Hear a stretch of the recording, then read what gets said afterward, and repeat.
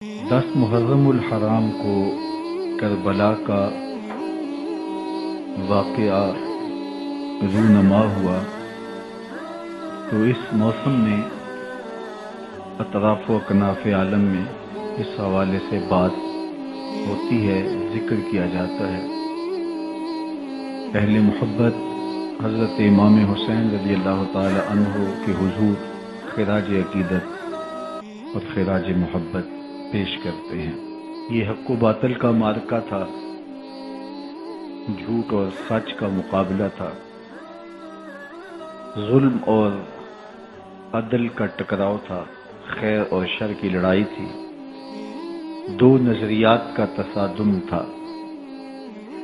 ایک طرف امام حسین رضی اللہ تعالی عنہ اور ان کے 72 جانثار تھے، اور دوسری طرف یزید اپنی تمام تر قوت کے ساتھ موجود تھا۔ حضرت امام حسین رضی اللہ تعالی عنہ سے مسلسل آخری وقت تک بیعت کا اثرار رہا، اور آپ آخری سانس تک یزید کی بیعت سے انکار کرتے رہے۔ حضرت امام حسین رضی اللہ تعالیٰ عنہ لڑائی کے لیے نہیں آئے تھے، ورنہ خواتین اور بچے ساتھ لانے کا کوئی مقصد نہیں تھا۔ آلات حرب و ضرب بھی نہیں تھے۔ عرب جو اپنے ساتھ سفر پہ معمول کی تلواریں اور اسلحہ جات رکھتے ہیں وہی تھے، اور آپ کو پیشکش بھی کی گئی۔ ترماح بن عدی بن حاتم نے، یہ حاتم تائی کا پوتا تھا، کہا کہ آپ میرے ساتھ ہمارے علاقے میں چلے جائیں۔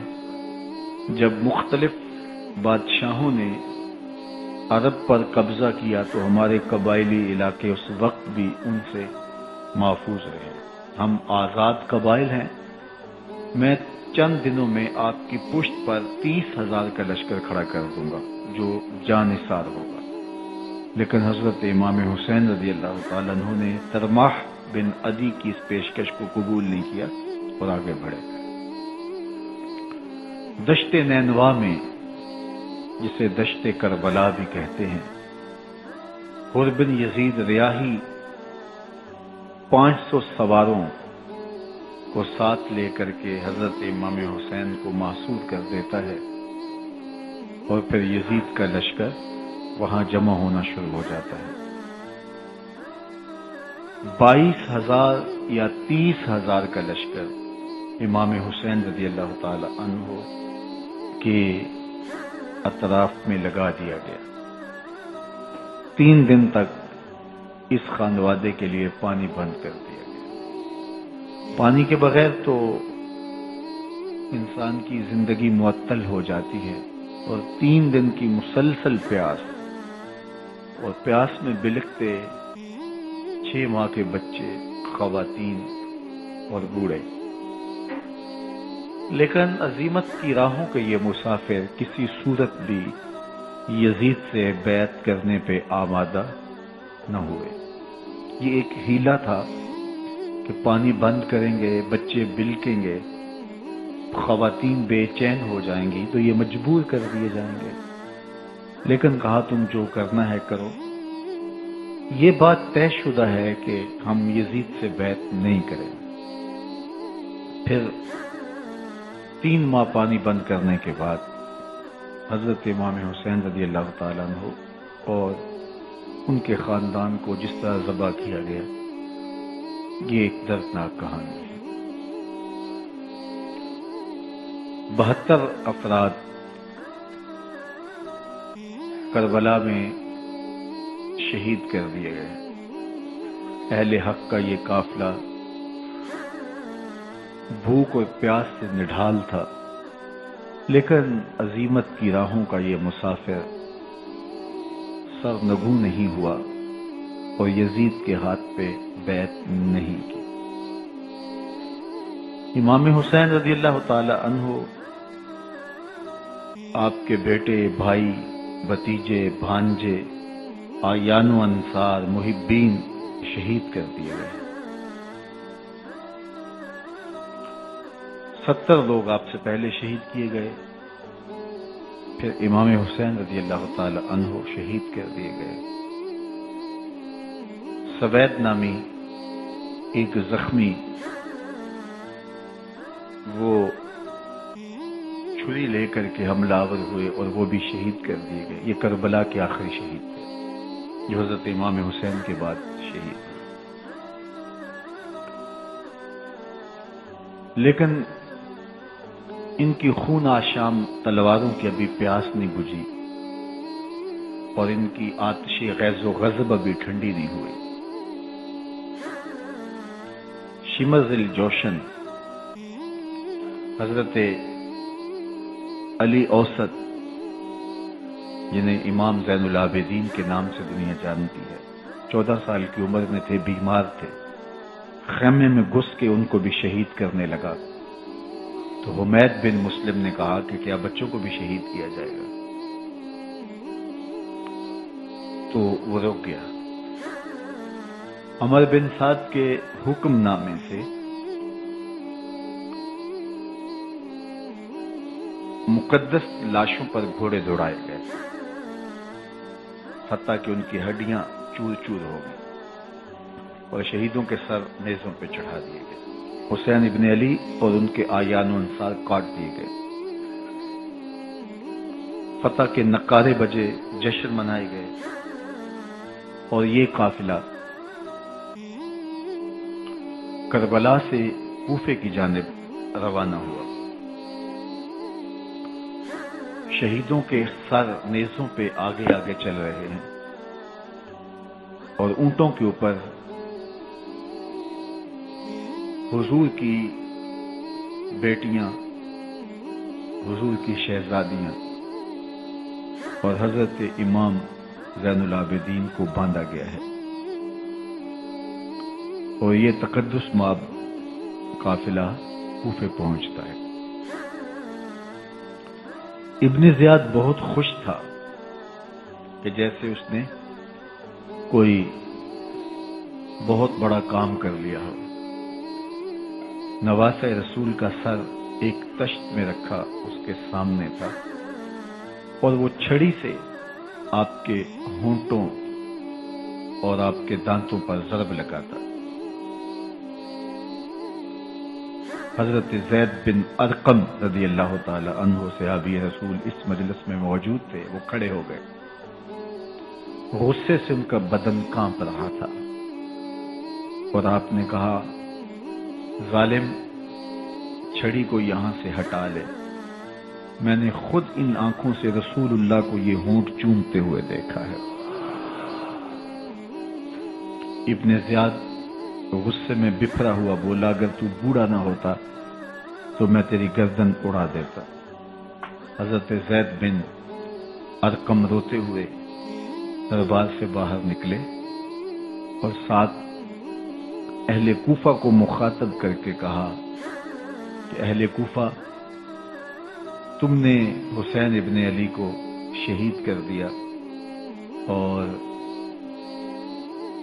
ابن مرجانہ کے غلام بن گئے. حضرت زینب سلام اللہ علیہا ایک کونے میں بیٹھی تھی، پرانے کپڑوں میں ملبوس. ایک وہ وقت بھی تھا کہ سیدہ زینب سلام اللہ علیہا جب کوفے میں آئیں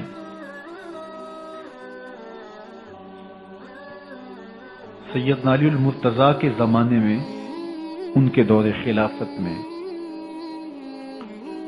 دارالخلافہ کوفہ متعین ہوا. تو یہ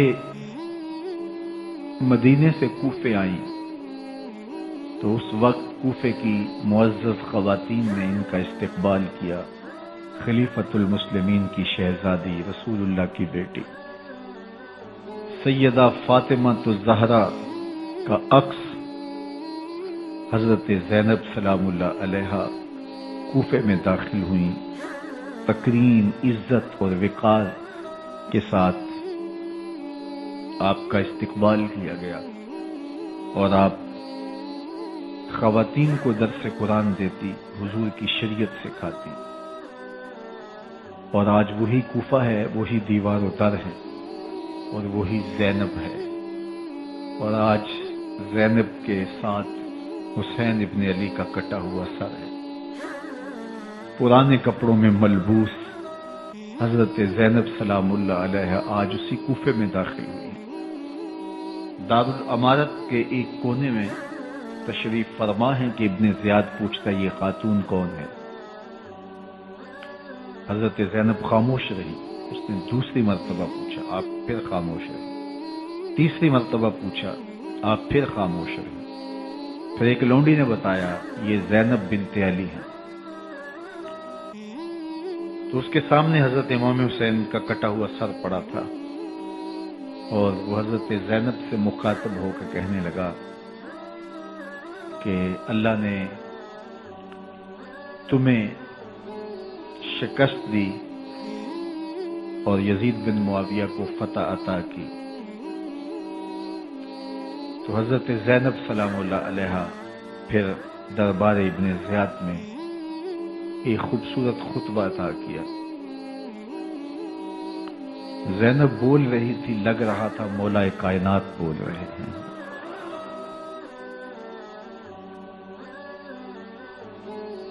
یہ خطبہ بامر مجبوری تھا، ابن زیاد کی خرافات کا جواب تھا۔ تو ابن زیاد سے اس کا جواب تو نہ بن پڑا، لیکن کہنے لگا کہ بڑی مکفہ اور مسجع گفتگو کی، تمہارا باپ علی بھی بہت اچھا شاعر تھا۔ تو سیدہ زینب سلام اللہ علیہ نے فرمایا ہمیں مکفہ گفتگو سے کیا غرض، یہ تو ایک حقیقت ہے جو ہم نے بیان کی۔ تو حضرت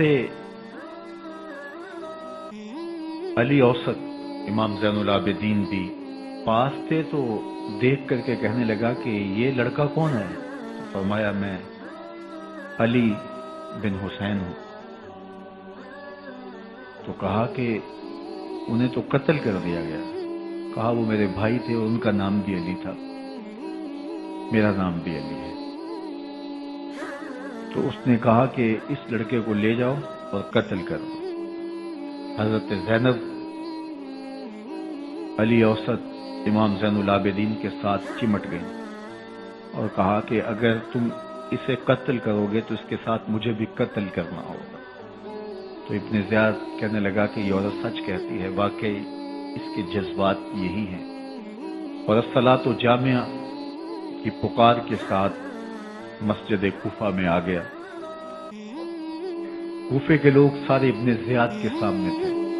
امام حسین کا کٹا ہوا سر ابن زیاد کے سامنے تھا، اور اس نے کہا کہ اللہ نے یزید بن معاویہ کو فتح دی اور کذاب ابن کذاب معاذ اللہ حسین ابن علی کو شکست دی۔ جب اس نے یہ بات کہی تو عبداللہ بن عفیف الازدی رضی اللہ تعالی عنہ موجود تھے، وہ کھڑے ہو گئے۔ وہ غصے سے ان کا بدن کانپ رہا تھا، اور آپ نے پوری ہمت کے ساتھ ابن زیاد کو جواب دیتے ہوئے کہا، ظالم، حسین سچا، حسین کا باپ بھی سچا، تو جھوٹا، تیرا باپ بھی جھوٹا، جس نے تجھے امیر بنایا وہ بھی جھوٹا۔ تو ابن زیاد نے جب اپنے بارے عبداللہ بن عفیف سے یہ بات سنی تو اس نے حکم دیا کہ ان کا سر کاٹ دیا جائے، اور پھر حضرت عبداللہ ابن عفیف رضی اللہ تعالی عنہ کو شہید کیا گیا اور ان کی لاش کو سولی چڑھا دیا گیا۔ حق کی راہ کے یہ مسافر اپنی جان کس طرح راہ خدا میں سپرد کر رہے تھے۔ اہل کوفہ سہمے ہوئے، ڈرے ہوئے ابن زیاد کے دربار میں بیٹھے تھے، اور امام حسین رضی اللہ تعالی عنہ کے قتل کا، ان کی شہادت کا انہیں دکھ تو تھا، لیکن ان کے اندر ہمت، طاقت اور توانائی نہیں تھی۔ ان کی تلواریں یزید کے ساتھ رہی اور دل امام حسین رضی اللہ تعالی عنہ کے ساتھ رکھنے کی بات کرتے تھے۔ پھر یہ قافلہ کوفہ سے چلتے چلتے دمشق کی جانب عازم سفر ہوا. ایک اونٹ پہ تین لوگوں کو سوار کیا گیا تھا. امام زین العابدین کو سوار بھی کیا گیا اور بدن پر زنجیریں بھی باندھی گئی. جکڑ کر کے سواری پہ بٹھایا گیا. اللہ اکبر. جہاں جہاں سے یہ لوگ گزرتے لوگوں کو ان کی حالت پہ رحم آتا. بہت سارے لوگ نہیں جانتے تھے یہ کون ہے. عمومی طور پہ راستوں میں یہی بتایا گیا کہ کچھ باغی لوگ ہیں جنہوں نے حکومت سے بغاوت کی تو ان کے کیفر کردار تک پہنچا دیا گیا. راستے میں ایک گرجا گھر آیا اور وہاں یہ لوگ رات رکتے ہیں. گرجا گھر کی دیوار پہ لکھا ہوا تھا اترجو امت قتلت حسین شفاعت جدہ یوم الحساب. کیا وہ امت جنہوں نے حسین ابن علی کو شہید کیا قیامت کے دن انہی کے نانے سے شفاعت مانگیں گے؟ کس منہ سے شفاعت طلب کریں گے؟ اسی حسین ابن علی کے نانا سے جن کے بیٹے کو، جن کے شہزادے کو، نواسے کو ان لوگوں نے شہید کیا. جب یہ تقدس مآب قافلہ دمشق پہنچا تو راستے میں ایک شخص قرآن مجید کی تلاوت کر رہا تھا. اپنے مکان کی چھت پہ بیٹھ کے تلاوت کر رہا تھا اور یہ قافلہ اس طرح سے گزر رہا تھا کہ شہیدوں کے کٹے ہوئے سر نیزوں کی نوک پہ تھے اور عصمت شیار خواتین اور امام زین العابدین اونٹوں پہ بندھے ہوئے تھے. تو پڑھنے والا تلاوت کر رہا تھا کہ کہف اور رقیم یہ ہماری نشانیوں میں سے بڑی عجیب نشانیاں ہیں. تو جب وہ پڑھ رہا تھا تو سر حسین سے آواز آئی یا تالی القرآن، اے قرآن پڑھنے والا، اصحاب کہف سے زیادہ عجیب قتلی و حملی، میرا قتل کرنا اور نیزے کی نوک پہ چڑھایا جانا. یہ قافلہ یزید کے دربار میں پہنچتا ہے. یزید بہت خوش ہوا اور اس نے حضرت امام زین العابدین رضی اللہ تعالیٰ عنہ سے کہا کہ تمہارے باپ نے میری حکومت کے خلاف بغاوت کی اور وہ اپنے انجام کو پہنچے. تو آپ نے جواب میں قرآن مجید کی آیات کی تلاوت کی اور اہل بیت کے مناقب اور فضائل بیان کیے. سیدہ زینب سلام اللہ علیہا کا ایک خطبہ اہل بیت کی عظمت، مناقب اور فضائل میں یزید کے دربار میں اپنی انوکھی اور البیلی شان رکھتا ہے. یزید پہلے تو خوش ہوا لیکن جب اس نے لوگوں کے چہرے دیکھے تو وہ پریشان ہو گیا. حتیٰ کہ یزید کے دربار میں ایک عیسائی سفیر آیا ہوا تھا تو اس نے جب کٹے ہوئے سر دیکھے اور خستہ حال سادات کی شہزادیوں کو دیکھا تو اس نے کہا یہ کون لوگ ہیں؟ تو اسے بتایا گیا تو اس نے بڑے تعصب کا اظہار کیا. کہا کتنے بد نصیب لوگ ہو، ہمارے پاس حضرت عیسیٰ علیہ السلام کے گدھے کا کھر موجود ہے اور ہم اسے بھی عزت کی جگہ پہ رکھے ہوئے ہیں، اور تم کتنے بدبخت ہو اپنے رسول کے نواسے کو شہید کر دیا. بے مروت بے وفا تیرا بھی کیا افسانہ ہے، جس نے اپنی ہی شمع کو گل کیا تو وہ پروانہ ہے. تو یزید نے جب لوگوں کے تیور دیکھے اور بدلتے ہوئے حالات دیکھے تو اس نے تعصب کا اظہار کیا اور کہا اللہ برا کرے ابن زیاد کا، وہ امام حسین کو میرے تک پہنچنے دیتا تو میں ان سے اچھا معاملہ کر دیتا. کچھ لوگ اس سے یزید کو بری ذمہ قرار دینے کی کوشش کرتے ہیں لیکن یزید کے اپنے حکم سے سب کچھ ہوا۔ ابن اسیر نے لکھا ہے کہ جب یزید مرا تو ابن زیاد دمشق آ رہا تھا، اس کے ساتھ مسافر بن شریح بھی تھا، تو اچانک وہ کچھ سوچنے لگا۔ تو مسافر بن شریح نے کہا کہ ابن زیاد میں تمہیں بتاؤں تم کیا سوچ رہے ہو؟ کہا بتاؤ۔ کہا تم یہ سوچ رہے ہو کہ میں نے نواسہ رسول کو شہید کیوں کیا؟ تو کہنے لگا کہ یہ مجھے یزید کا حکم تھا، اور اگر میں نواسہ رسول کو شہید نہ کرتا تو وہ مجھے قتل کر دیتا۔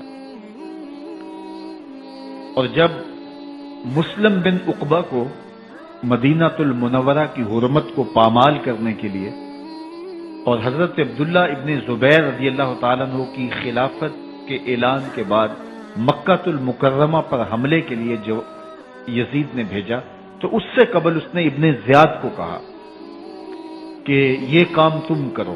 تو ابن زیاد نے جو جواب دیا وہ یہ تھا کہ میں تمہارے کہنے پہ پہلے ہی نواسہ رسول کو شہید کر چکا ہوں، اب نواسہ رسول کو شہید کرنا اور کعبۃ اللہ کی حرمت کو پامال کرنا، یہ دو چیزیں میں جمع نہیں کروں گا۔ اور اس نے بادشاہ کے حکم کا انکار کر دیا۔ تو یزید نے امام حسین رضی اللہ تعالیٰ عنہ کی شہادت کا حکم دیا تھا ابن زیاد کو، اور یہ دو گواہیاں میں نے ابن زیاد سے آپ کے سامنے رکھی۔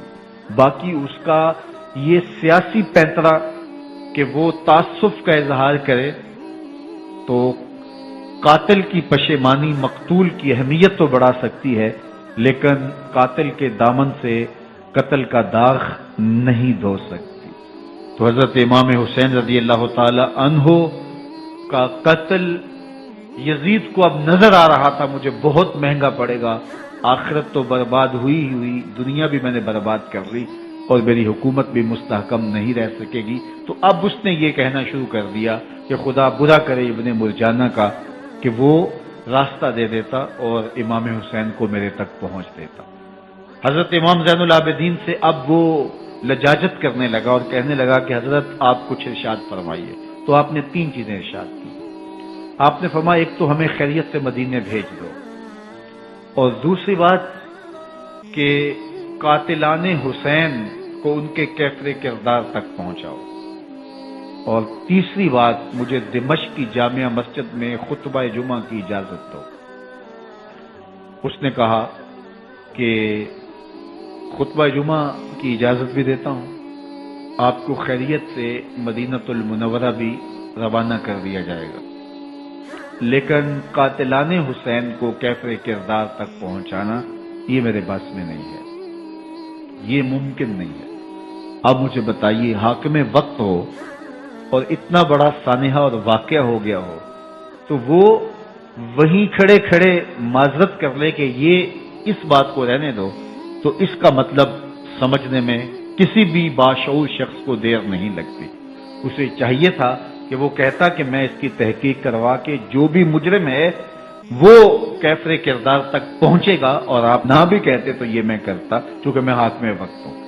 لیکن اس نے فوراً کہا کہ یہ ممکن نہیں ہے، تو اس کا مطلب کیا کہ مجرم میں خود ہوں، تو میں اس سے جو ہے وہ بچنا چاہتا ہوں۔ تو اس نے حضرت امام زین العابدین کو کہا دو شرطیں تو قبول ہیں، لیکن یہ تیسری شرط قبول نہیں ہے اور یہ ممکن نہیں ہے۔ تو یہ واضح اس بات کا اشارہ ہے کہ یزید کے حکم سے، اس کی منشا سے اور اس کے کہنے سے حضرت امام کو شہید کیا گیا، اور اس نے حضرت امام حسین رضی اللہ تعالی عنہ کے مبارک لبوں پر چھڑیاں بھی ماری اور آپ کے دانتوں پر ضربیں لگائیں چھڑیاں۔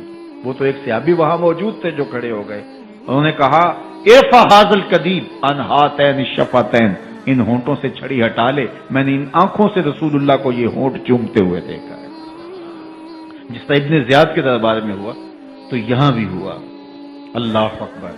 تو یزید اپنے تئیں خوش تھا، لیکن لوگوں کے احتجاج کی سکت نہیں لا سکتا تھا کہ نواسہ رسول کو شہید کر دیا گیا، تو وہ یوں اپنی بات کو چھپانا چاہتا تھا اور بات ابن مرجانہ ابن زیاد پہ ڈالنا چاہتا. لیکن ابن زیاد کہتا ہے کہ اگر یزید کے کہنے پہ میں امام حسین کو قتل نہ کرتا تو میں قتل کر دیا جاتا، اور میں غزوہ کعبہ اور قتل امام حسین دونوں کو جمع نہیں کر سکتا، لہٰذا اب میں یزید کا یہ حکم نہیں مانوں گا، اس نے پہلے مجھ سے بہت بڑی زیادتی کروائی. یہ تاریخ کی معتبر کتابوں کے اندر موجود ہے. اب یزید نے کہا دو باتیں مان لیتا ہوں، آپ کو مدینہ المنورہ بھی رخصت کر دیتے ہیں، اور دوسرا آپ کو مسجد دمشق میں خطبہ کی اجازت بھی دیتے ہیں. اللہ اکبر، یہ وقتی تصرف تھا اس کا، ورنہ یہ کون ہے اجازت دینے والا؟ ممبر تو حسین ابن علی کے نانے کا ہے. خیر، مسجد دمشق میں گئے، لوگوں کا ہجوم تھا. حضرت امام زین العابدین ممبر پہ جلوہ فراز ہوئے. خطابت تو ان کے گھر کی لونڈی ہے، تو جب آپ نے کھڑے ہو کر کے خطبہ دیا اور فضائل و مناقب اہل بیت بیان کیے، لوگوں کے سینوں کے اندر آتش محبت اہل بیت کی جوش مارنے لگی. یزید ڈر گیا کہ اگر کچھ دیر خطبہ جاری رہا تو کہیں ایسا نہ ہو کہ لوگ میرے خلاف اٹھ کھڑے ہوں. تو اس نے مؤذن کو اشارہ کیا اور وہ اذان دینے لگا. تو اس نے کہا اللہ اکبر اللہ اکبر. تو حضرت امام زین العابدین نے کہا اس میں کوئی شک نہیں کہ اللہ سب سے بڑا ہے. پھر کہا اشہد اللہ الہ الا اللہ. تو امام زین العابدین نے فرمایا کہ ہم نے اس بات کی اپنے خون سے گواہی دی ہے کہ اللہ کے علاوہ کوئی معبود نہیں ہے. پھر اس نے کہا اشہد ان محمد رسول اللہ. تو حضرت امام زین العابدین نے یزید کی آنکھوں میں آنکھیں ڈال کے کہا یزید دیکھ، اذان میں تیرے نانے کا نام ہے یا میرے نانے کا نام ہے؟ تو حسین ابن علی رضی اللہ تعالیٰ عنہ کا نام کبھی بھی مٹنے والا نہ زیاد کا وہ ستم رہا، نہ یزید کی رہی وہ جفا، رہا تو نام حسین جسے زندہ رکھتی ہے کل. یزید نے امام حسین رضی اللہ تعالیٰ عنہ کو راستے سے ہٹا دیا. اس کا خیال تھا کہ یہ باغی ہیں اور میں ان کو کچل دوں. حضرت امام حسین شہید کر دیے گئے، ان کا خاندان شہید کر دیا گیا. صرف 14 سال کے امام زین العابدین رضی اللہ تعالی عنہ اس حادثے میں، اس واقعہ میں جو ہے وہ بچے. اور سب سے زیادہ دکھ اپنی آنکھوں سے انہوں نے دیکھے.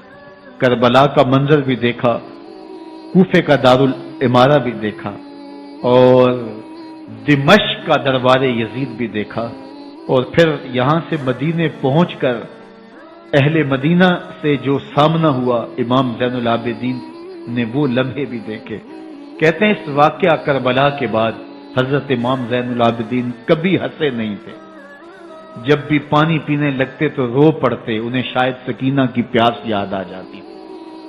امام زین العابدین کا رنگ زرد ہو جاتا جب کربلا کی یاد آتی، اور بسا اوقات شہر سے وحشت ہونے لگتی اور دور باہر نکل جاتے اور جا کر کے وہاں خیمہ گاڑ لیتے اور مہینہ مہینہ وہاں ذکر و فکر اور عبادت میں لگے رہتے. امام زین العابدین کے ہاتھوں میں ہتھ کڑیاں، پاؤں میں زنجیریں، اور اونٹ پہ باندھ کر کے جب حضرت امام زین العابدین کو شہیدوں کی لاشوں کے قریب سے گزارا گیا تو غشی پہ غشی طاری ہو رہی تھی امام زین العابدین پہ. اور وہ گھڑیاں بھی امام زین العابدین پر کتنی دردناک تھیں کہ جب شہزادیاں اونٹوں کے ساتھ باندھی گئی تھی اور امام زین العابدین اپنے بابا کا سر اپنے سامنے چلتا ہوا دیکھتے تھے.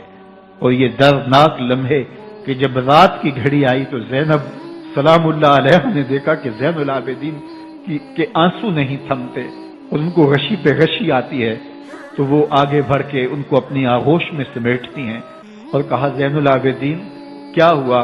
کہا کہ پھپھو جان اگر ہو سکے تو بابا کا سر کچھ دیر کے لیے میری گود میں نہیں آ سکتا ہے.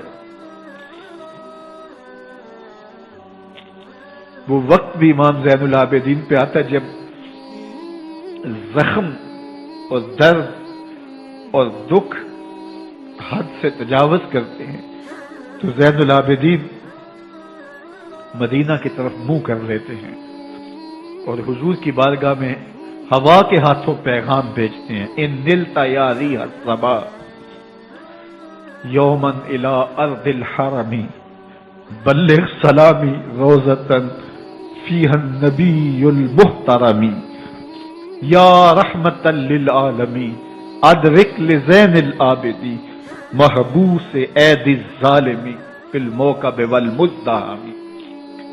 امام زین العابدین نے یہ سارا دردناک منظر اپنی آنکھوں سے دیکھا اور یہ سارے دکھ سہے۔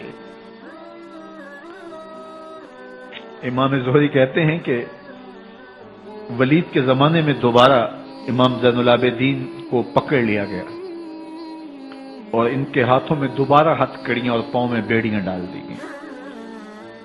میں ملنے گیا تو جو ہی امام کے ہاتھوں میں ہتھ کڑیاں دیکھی تو میرا دل ڈولنے لگا اور میری آواز گلے میں دب گئی اور آنسو تھے کہ تھمتے نہیں تھے۔ تو امام زین العابدین نے مجھے دیکھا تو مجھے تسلی دیتے ہوئے کہا زہری کیا ہوا تمہیں؟ تو میں نے کہا حضرت کربلا میں تھوڑے دکھ دیکھے تھے اور اب یہ حالت مجھ سے دیکھی نہیں جا رہی۔ تو امام زین العابدین نے ان زنجیروں کو اور ان ہتھ کڑیوں کو جن سے آپ جکڑے گئے تھے جھٹکا دیا، لوہے کی زنجیریں ٹوٹ گئیں۔ کہا زہری ہم اللہ کی تقدیر پہ راضی ہے ورنہ یہ زنجیریں کیا ہوتی ہیں۔ امام زین العابدین کو اللہ نے عزتوں سے نوازا تھا، ہر دور کے حاکم وقت ڈرتے تھے اور ان کی عزت سے حسد کرتے تھے۔ ولید بن عبد الملک بنو امیہ کا بڑا تگڑا حکمران گزرا ہے۔ ایک دن طواف کرتے کرتے حجر اسود کے سامنے آیا اور اس کے دل میں آیا کہ میں حجر اسود کو بوسہ کروں، لیکن رش اتنا تھا کہ آگے بڑھنے کی ہمت نہ ہوئی اور پیچھے ہٹ کے کھڑا ہو گیا کہ رش کم ہوتا ہے تو میں حجر اسود کو چومتا ہوں۔ اتنے میں امام زین العابدین رضی اللہ تعالی عنہ وہ بھی طواف کرتے کرتے حجر اسود کے قریب آئے، ایک لمحے کے لیے توقف کیا، لوگوں نے راستہ چھوڑ دیا۔ امام زین العابدین آگے بڑھے، حجر اسود کو چوما، پھر آگے بڑھ گئے۔ ولید بن عبد الملک کو بڑا غصہ آیا کہ لوگوں نے میرے لیے تو راہیں نہیں چھوڑی اور زین العابدین کے لیے راہیں چھوڑ دی ہیں۔ تو وہ اپنے درباری شاعر کو، فرزدق کو جو اس کے ساتھ کھڑا تھا، اس کو پوچھتا ہے من ھذا، یہ کون ہے؟ حالانکہ اسے پتا تھا یہ امام زین العابدین۔ بعض اوقات سوال تفہیم کے لیے کیا جاتا ہے، سمجھنے کے لیے کیا جاتا ہے، اور بعض اوقات سوال تحقیر کے لیے کیا جاتا ہے۔ جس طرح کسی شخص کو آپ پسند نہ کرتے ہو اور وہ کوئی کام کرے تو آپ کہتے ہیں یہ کون ہے، یہ کون ہے؟ تو اس نے کہا من ھذا، یہ کون ہے؟ اب فرزدق شاعر تھا اور درباری شاعر تھا، اسے اچھی طرح پتا تھا کہ من ھذا سے بادشاہ کیا سننا چاہتا ہے، لیکن آج اس کی غیرت ایمانی جاگی۔ بادشاہ نے کہا من ھذا، یہ کون ہے؟ تو فرزدق نے بادشاہ کی آنکھوں میں آنکھیں ڈال کے کہا بادشاہ تو نہیں جانتا یہ کون ہے؟ اس کو تو بطحا کے سنگ ریزے بھی جانتے ہیں، اس کو تو زمین والے بھی جانتے ہیں، آسمان کے فرشتے بھی جانتے ہیں۔ یہ فاطمہ کا بیٹا ہے، یہ علی کا شہزادہ ہے، یہ رسول اللہ کا نواسہ ہے۔ تیرا من ھذا کہنا اس معرفہ کو نکرا نہیں کرے گا، یہ کل بھی معرفہ تھا، یہ آج بھی معرفہ ہے۔ کھڑے کھڑے امام زین العابدین کی شان میں ایک طویل قصیدہ لکھ دیا۔ بادشاہ تو اس سے کچھ اور سوچ رہا تھا، الٹ ہو گیا، اس نے ایک فرزدق کو جیل میں ڈال دیا۔ امام زین العابدین کو پتا چلا آپ نے اشرفیوں کی 2 تھیلیاں خادم کے ہاتھ بیچی کہ ہماری وجہ سے تمہارے اوپر یہ افتاد پڑی ہے۔ تو اس نے تھیلیاں قبول کی، چوما آنکھوں سے لگائیں اور پھر خادم کے ہاتھ میں دیتے ہوئے کہا امام کو میرا سلام دے دینا اور کہنا حضرت ساری زندگی نے ٹگوں کے لیے، ان پیسوں کے لیے، اشرفیوں کے لیے شاعریاں کی ہیں، یہ جو میں نے قصیدہ لکھا ہے آپ کے نانا کی شفاعت کے لیے لکھا، جو دلوں کو فتح کر لے وہی فاتح زمانہ۔ امام حسین کو تو کاٹ دیا گیا نا، اس لیے کاٹ دیا گیا کہ یہ ہماری حکومت سے بغاوت کر رہے ہیں، انہوں نے یہ کہا، بہانہ یہ بنایا، نظم حکومت میں یہ مخل ہو رہے ہیں، لہذا انہیں شہید کر دیا گیا۔ نہ صرف انہیں شہید کیا گیا، سر کاٹے گئے، نیزوں کی نوک پہ چڑھائے گئے، لاشوں پہ گھوڑے دوڑائے گئے۔ کیا کیا ظلم تھا، کیا کیا جبر تھا جو روا نہیں رکھا گیا، پیاسا رکھا گیا، بھوکا رکھا گیا، 6 ماہ کے بچے بھی نہیں چھوڑے گئے۔ امام حسین جب حضرت علی اصغر کو اپنے ہاتھوں پہ اٹھا کے فرات کے کنارے جا کھڑے ہوئے تو آپ نے اشقیاء سے مخاطب ہو کے کہا کہ تمہاری لڑائی تو مجھ سے ہے، اس 6 ماہ کے بچے نے تمہارا کچھ نہیں بگاڑا۔ چلو سے پانی بھرا تاکہ اصغر کا حلق تر ہو جائے، تو پانی ابھی حلق تک نہیں پہنچا، 2 شاخہ سنسناتا ہوا تیر آیا اور علی اصغر کا گلا چیر گیا۔ اور کہتے ہیں وہ جو تیر تھا جو حضرت علی اصغر کا گلا چیر کے آگے گزرتا ہے، وہ تیر تھا جو جانوروں کو مارنے کے لیے استعمال کیا جاتا ہے۔ گردن لٹک جاتی ہے، خون بہنے لگتا ہے۔ امام حسین اس خون کو آسمان کی طرف اچھال کے کہتے ہیں مالک حسین کی یہ قربانی بھی قبول فرما لے۔ نسل مٹا دی گئی، شہید کر دیے گئے، گھوڑے دوڑائے گئے، سادات کرام عصمت شیار پیغمبر زادیوں کو اونٹوں پہ بٹھایا گیا، رسیوں سے جکڑا گیا، چادریں چھیننے کی کوشش کی گئی، کیا کچھ نہیں ہوا۔ تاریخ دردناک ہے، اور یہ پیغمبر کے ماننے والوں نے، کلمہ پڑھنے والوں نے یہ سب کچھ کیا۔ بے مروت بے وفا تیرا بھی کیا افسانہ ہے، جس نے اپنی ہی شمع کو گل کیا تو وہ پروانہ ہے۔ لیکن یزید کی دلیل یہ تھی کہ یہ حکومت کا نظم چلتا ہے، اسے چلنے دیا جانا چاہیے، انہوں نے کیوں رکاوٹ ڈالی ہے، لہذا یہ باغی ہیں، ان کو کاٹ دیا جائے۔ میں کہتا ہوں امام حسین کو شہید کر دیا گیا، ان کے اعیان و انصار کو شہید کر دیا گیا، پورے خاندان کو پیاسا رکھ کے ذبح کر دیا گیا، 6 ماہ کے بچے بھی نہیں چھوڑے گئے، 80 سال کے بوڑھوں کو بھی شہید کیا گیا، خواتین کو اونٹوں پہ بٹھایا گیا، اور گلی گلی عصمت معاب پیغمبر رحمت کی شہزادیوں کو کوفے اور دمشق کے بازاروں کے اندر بھرایا گیا۔ تو مجھے بتائیں اس کے بعد یزید کی حکومت نے کیا کیا، ان کا کیا کارنامہ تھا؟ کتنے محدث پیدا ہوئے، کتنے مفکر پیدا ہوئے، کتنے جرنیل پیدا ہوئے، کتنے صوفی پیدا ہوئے؟ کون تھا جو ان کے تخت و تاج اور ان کی حکومت جس کو بچانے کے لیے اتنا بڑا حادثہ کر دیا اور پیغمبر کے بیٹوں کو شہید کر دیا؟ تو کیا پھر اس حکومت نے کیا یزید نے؟ یزید کا اپنا بیٹا تخت پہ بیٹھنے کے لیے تیار نہیں تھا۔ 6 ماہ کے بعد اس کی لاش گھر سے نکلی، اس نے کہا کہ یہ تخت جو ہے وہ آل رسول کے خون پہ بنا ہے، میں اس پہ نہیں بیٹھوں گا، اور رسوا ہو گئے۔ اور یزید جس کو زوم تھا کہ میں اتنی بڑی سلطنت کا مالک ہوں، اس کو بچانا ہے، اس سلطنت نے اسلام کے لیے کیا کیا؟ مجھے بتاؤ، کون سے جرنیل پیدا کیے، کون سے حکمران پیدا کیے، اس نے کون سے توانا لوگ پیدا کیے، کون سے محدث، کون سے مفکر، کون سے مسلح پیدا کیے؟ اور جس خاندان کو کاٹ دیا گیا، صرف ایک 14 سال کا علی اوسط زین العابدین بچا۔ اور ذرا حسین ابن علی کی نسل دیکھو، جعفر صادق کس نسل سے ہیں، باقر العلوم کس نسل سے ہیں، حضرت غوث اعظم کس کے شہزادے ہیں، حضرت داتا گنج بخش علی حجویری کس کے بیٹے ہیں، اور حضرت معین الدین چشتی اجمیری کس کے بیٹے ہیں؟ آج زمانے کو جو بھی دیا ہے حسین کے بیٹوں نے دیا ہے۔ یزید تخت بچا کر بھی امت کو کچھ نہ دے سکا، اور امام حسین نے سب کچھ لٹا کے امت کو ایمان کی بہاریں عطا کر۔ آج جہاں بھی ممبر و محراب کی رونق نظر آ رہی ہے، اس کے پیچھے حسین کا کوئی بیٹا کھڑا ہوا نظر آ رہا ہے۔ اللہ اکبر، اس دین کے خاکے میں رنگ ہی حسین ابن علی کے خون نے بھرا ہے۔ حسین اگر نہ شہید ہوتا تو آج گھر گھر یزید ہوتا، اسلام کی عظمت عیاں نہ ہوتی، خدا کے گھر میں اذان نہ ہوتی، بار الہا نوحہ سناتا پھرتا، تا روز جزا اشک بہاتا پھرتا، امداد نہ کرتے اگر کربلا میں حسین، اسلام تیرا ٹھوکریں کھاتا۔